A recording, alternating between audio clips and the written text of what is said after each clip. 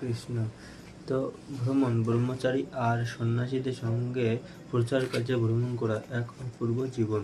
এর মধ্যে অনাসক্তি, শ্রীকৃষ্ণের ওপর পূর্ণ নির্ভরশীলতা, সরল জীবন, উচ্চ চিন্তাধারা, আত্মবিশ্বাস, পারমার্থিক অভিযান, বৈচিত্র্য, অভিজ্ঞতা সঞ্চয় আর বিনোদন সবকিছুই রয়েছে। ঠিক যেমন স্রোত ছিনিয়ে জল কলুষিত হয় না, তেমনি একজন ব্রাহ্মণ প্রচারকের ক্ষেত্রে কোনো মহিলার সঙ্গে সম্পর্ক গড়ে তোলার প্রশ্নই আসে না।